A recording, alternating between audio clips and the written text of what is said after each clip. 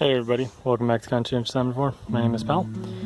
Today I'm out here back in the garden and I'm going to be planting some tomatoes.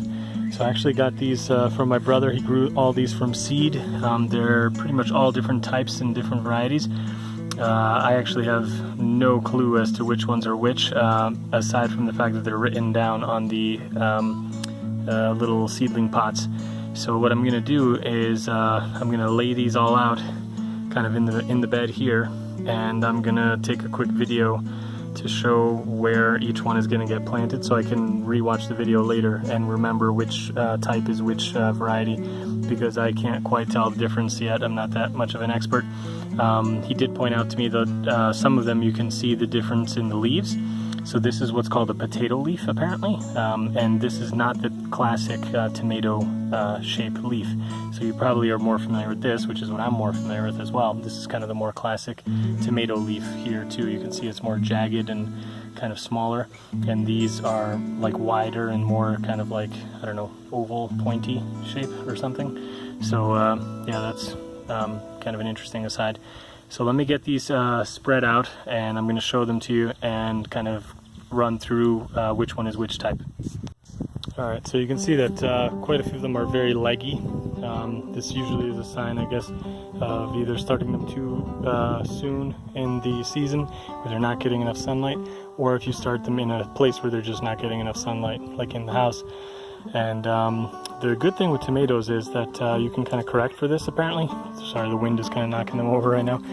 My brother said that you can basically just dig the hole like a lot deeper than you would for where the roots are now, and then basically just end up, you know, basically like burying some of the stem, so maybe even up to here, and then all this whole section will root basically, and then you'll just get like a really crazy root system on this thing, and it'll just shoot up and go crazy and grow like mad. So same thing here, because these are kind of like growing sideways like this and whatever, just bury it up to here and then let it go from there. It'll get roots all on this part down at the bottom. So, you know, that was just one thing that I want to quickly mention. So I'm going to dig out some pretty big holes. Some of them are quite leggy, like that one over there. You can see it kind of running like that. I'm going to just bury it up to there, and then, you know, the top part will keep growing out.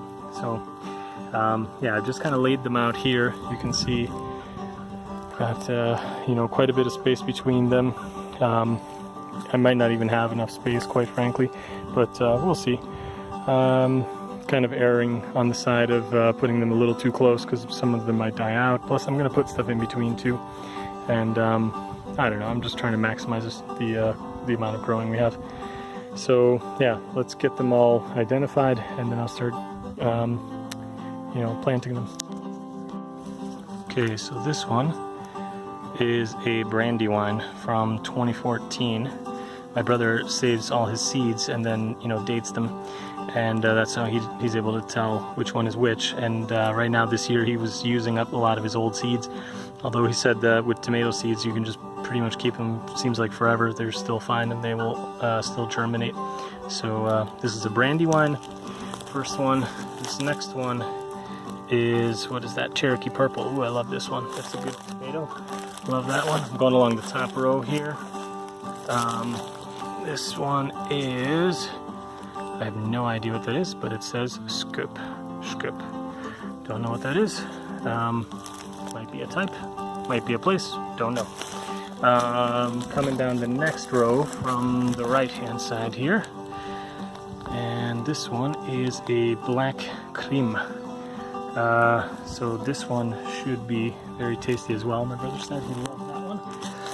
And this next one is a black Seaman. So this one is apparently also one of the potato leaf ones, as you can see. Alright, and next, this one is actually from one of my aunts. One of my aunts who is no longer with us, and she had these wonderful tomatoes, and I know my mom has a bunch of these seeds and she always grows these every year, and my brother does too, and these are delicious. They're real big. I don't know the exact variety, but we just kind of named it after her.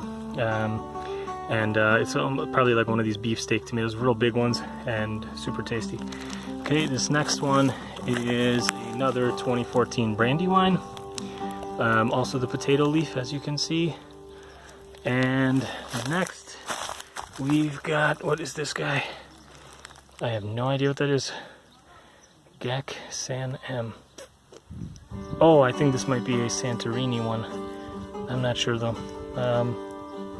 My brother and his wife had been to Santorini and they got some tomatoes from there. From some seeds from there. I think this might be from there, but I'm not sure. I'll ask him. And what's this last one here on the left?